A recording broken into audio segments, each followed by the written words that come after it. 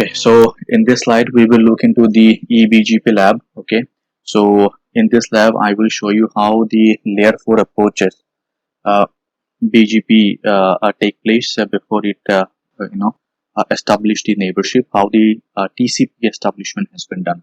So in my previous slide I explained it to you, the theory part, what are the process that happen to establish the eBGP neighbor and how the TCP establishment has been done. Okay, so let me take you to my lab.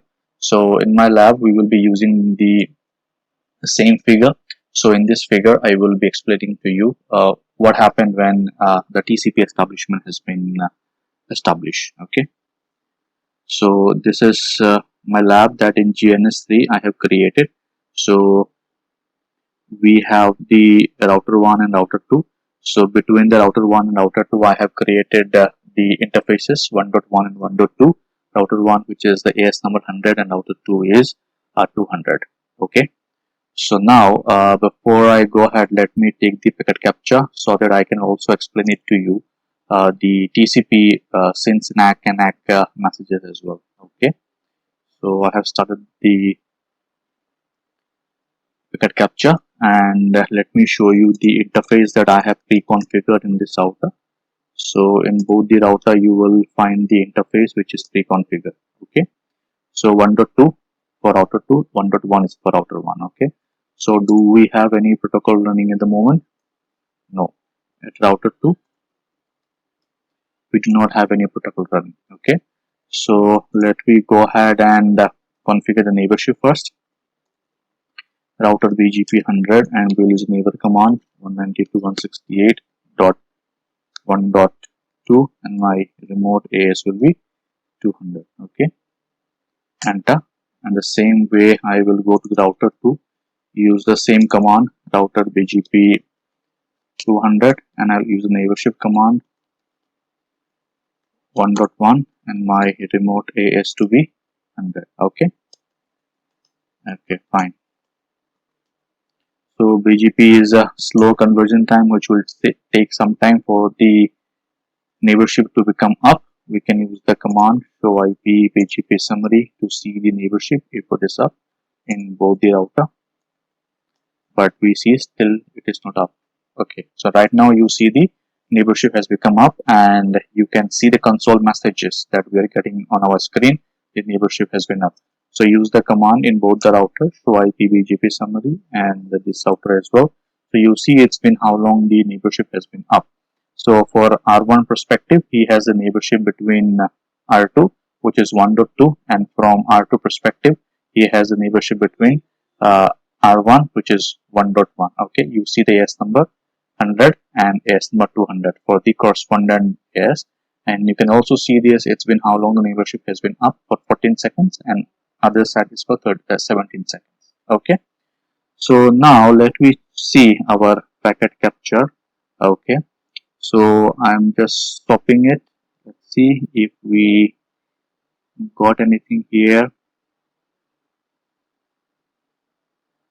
Yes, so this is the one that I'm talking about. So you see the first packet. So when you see the first packet, so in our first packet you see that let me explain it to you in my slide, that we have the router which is R1 and R2. Okay, so as I explain it to you, when we will use the neighborship command, okay, between the router 1 and router 2, a BGP packet initiated from router 1 and router 2, but before that it will establish the TCP establishment. Okay, so either router 1 and router 2 will send the sync request first. Okay, but remember the client will always initiate the connections. Okay, so a client will initiate the connection towards the server. Okay, so here router 1 and router 2. So let's see in our diagram. So in this packet capture we see this 1.1 has sent a sync request, okay, to 1.2. You see the 1.1 has sent a sync request to 1.2. So it means from router 1 the sync has generated towards R2. Okay, And now from 1.2 to 1.1, the SYNAC has been sent. Okay, so as I explained, from R1 the sync request has sent to the R2. So based on the sync request, R2 has sent an acknowledgement. Okay, and along with this, R2 has also sent a sync request to the R1. Okay, and then you see here the third packet which says 1.1. 1.1 is also sending an acknowledgement. So here 1.1 again is sending an acknowledgement. So when 1.1 is sending an acknowledgement, it means R1 is sending an acknowledgement to R2. It means here the TCP establishment has been done.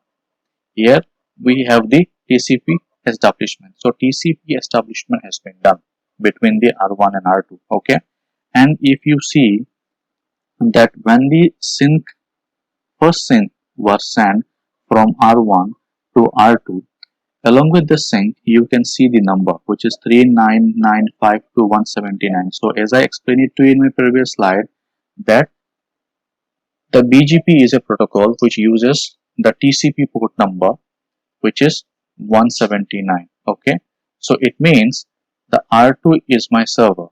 Okay, and R2 is a port of 179, and TCP port which is 39952, it is the random port that we have. Okay, 39952. So it means the R1 is our client and this is our server. Okay, so the client has initiated the send request towards the server, and server listening to this request which is 179. Okay, and then the server has sent an acknowledgement request to the R1, and R1 has also sent an acknowledgement request to R2. It means the TCP establishment has been done. Okay, so whenever we will use the neighborship command to make a neighborship between two routers, before it establish a neighborship, the first thing is that the TCP establishment has to be done. So here between router 1 and router 2, the TCP establishment has been completed. Okay, so the BGP uses the port number 179, okay, to establish the neighborship, okay, and TCP establishment. So now, as I told you in my slide, that you can use the command show TCP brief, okay, which will tell you that if my TCP establishment has been established or not, what is the client TCP port, what is the server TCP port. Okay, so let we use the same command which will tell you here. So let me go to the R1 and use the command show TCP brief. Okay, here also use the command show TCP brief. Okay, so you see in both the command at R1 and R2, in both the command you see the local address for R1 is 1.1 and this is the TCP random port number. So as I explained it to you, the client will have the random port number. Okay, so the client has sent a request to the port 179, which is the BGP layer 4 TCP port, okay, to the foreign source which is 1.2. So it means the client here, the client is R1 router and initiating the request, which is sync request, towards the R2, which is port number 179.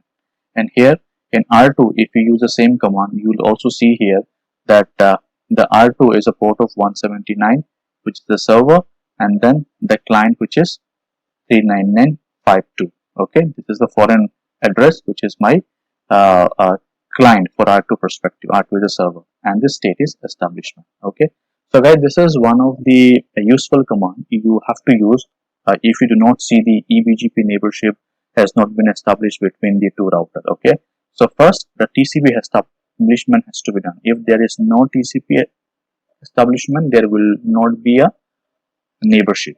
Okay, so you can use this command show TCP brief, and with the help of this command you will see whether the TCP establishment has been done or not. If you see there is no TCP establishment, it means there is something problem. Maybe at the destination port we have the ACL configure because of the ACL maybe which is blocking the TCP port. So there may be a number of reasons. So first of all, whenever we will create the neighborship, so first of all we have to check the reachability.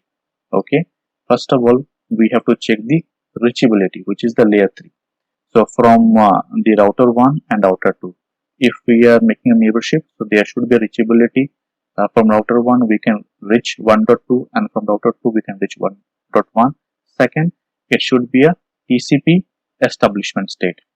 Okay, if there is no TCP establishment state, then eBGP neighborship will not gonna be formed. You see here, once the TCP establishment has been done, these are the all messages that is exchanging between the client and server 1.1, 1.2, and you see these are the all messages, open messages. You see the keep alive message. Okay, these are all messages. So I will be discussing with you about the BGP messages when I will be starting my tutorial based on the BGP messages and state. At that point of time, I will explain it this more to you. But for the time being, you see here the request has initiated from 1.1 to 1.2. The sync request has sent. So R1 is our client and R2 is our server, and then the server 1.2 responded to the client 1.1 with the SYN and SYNACK, and then from client 1.1, which again the ACK message was been sent. So it means TCP establishment has been done. Okay, so guys, this is the way that you can check the TCP establishment, how it has been formed. And let's say whenever we are making the TCP establishment between the two router, and if my router 1 and router 2 both have the same TCP port number, let's say for the router 1 and router 2, let me delete it. So let's say for router 1 and router 2, I have the same port number, the random port number, which is 995, and here we have 3995. Okay, so in this case, what will happen?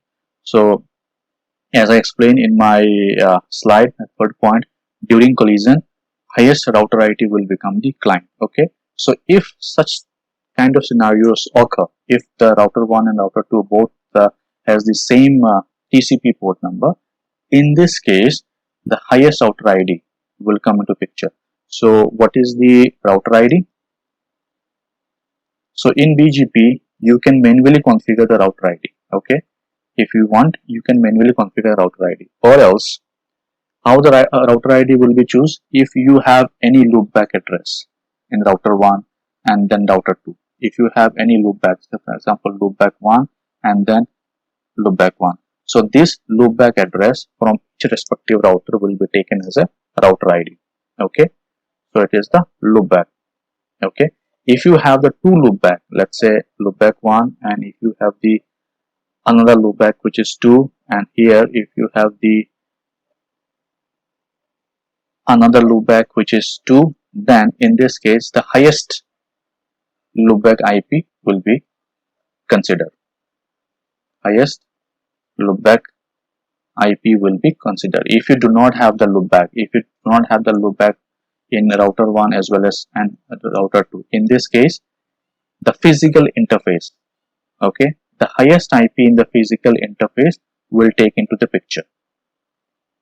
Highest IP in physical interface. Highest IP in physical interface. Okay, so if you have the two interface, let's say there is a one also and there is one also connected, so among this interface the highest one will take into the picture and will become your the router ID. Okay, so this is the step you should remember whenever you are creating the router ID. Okay, thank you guys.